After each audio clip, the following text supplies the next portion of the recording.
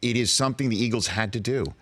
They had to do. The kid's 26 years old. At some point, they're going to have to sign him to a contract extension. This was the last year of his rookie deal, and they were going to go ahead and sign him. They had to sign him. And they went a year early, essentially. They didn't have to do it till next year. They did it this year. And what they did was give him a contract that is a ton of money that's going to apparently count against the cap next year, not this year. Next year in 2020, it'll be $22 million against the cap, which is a chunk of money. But as the cap gets up towards $200 million eventually, it's about 1/10. And that's what you're going to have to do to pay your quarterbacks in the NFL. That's the new way of doing things unless the CBA gets changed. And if the Eagles don't keep Carson Wentz, what are they going to do? Start from scratch? There's already rumor that that's what the Rams are going to do on Goff because technically somebody in that building's not sold on him. I don't believe that.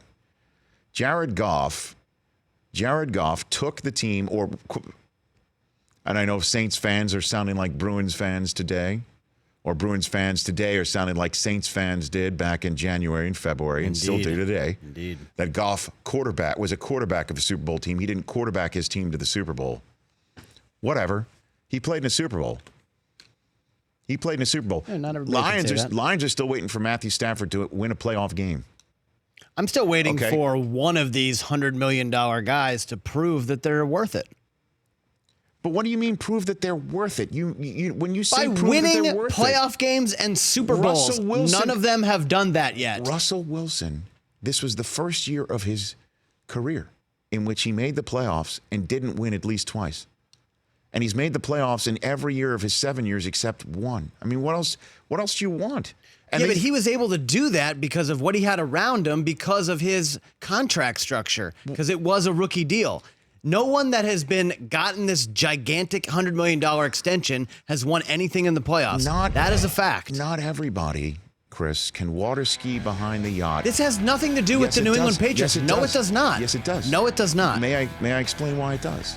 In your point, I know that you don't like it when I paint that you look through sports through your rose-colored Patriots glasses, but in this case, you are. Not every team can draft the 199th pick and become, hold on a second, hear me out, and draft the all-time GOAT and then have the GOAT not take full advantage to get every penny from his team out of the team and play 20 years and be as great in year 20 as he appears to be in year 10, year 5, year 15. Not everybody can do that. So in this day and age, if you don't have that and you have somebody that matriculates his way through a regular season with a high amount of success and shows the upside by making the playoffs and maybe even winning one single playoff game by the time their second contract comes up, these people hit the market unless you sign them beforehand. And if they hit the market, if Wentz hits the open market, he's going to get this from another team that's dying to do it. Or you let him go and start from scratch, and teams like you in New England, when your all-time GOAT finally does leave, would jump all over Carson Wentz. Yes. And you'd be happy to have him. And I would be happy. And you know what would happen? That's the alternative if you don't pay him now. The Patriots wouldn't win. I'm talking about the structure of paying these guys allows you to not pay the rest of the guys who are also very important when it comes to winning championships. And I'm saying to you that is an outlier that you've been able to be fortunate to live in for 20 years. This has nothing to do with me being a Patriots fan. No, what I'm saying to you is that that's easy, however, for you to say that the Patriots wouldn't win. That's what I'm saying, is that the Eagles, when the Eagles won, and then I'm going to take a phone call, we're waiting for Hubie Brown. When the Eagles won it all, okay, they had a kid in Wentz who was the MVP of the league and blew his knee out, and then had an all-time amazing postseason from a veteran. That's how they were able to win it. Okay. Then the other ones around it are New England, which is the outlier in all of this. Your point is that there's been nobody that has signed these mega quarterback deals in the last several years with that $100 million contract to go ahead and win. What is the alternative for a team to hope for the lightning strike that their second overall pick can win in year 2, year 3, or the lightning strike that the 199th pick of the draft turns into a GOAT who never, I mean, name me the one time when it was Brady's turn that he took every penny from the crafts that he could. Every penny. Didn't leave a penny on the table. That's never happened. And the thing is, you don't want to ever tell players not to get theirs. I'm very happy when these guys cash in. Football, your lifespan in football is very short. You should get as much money as you can.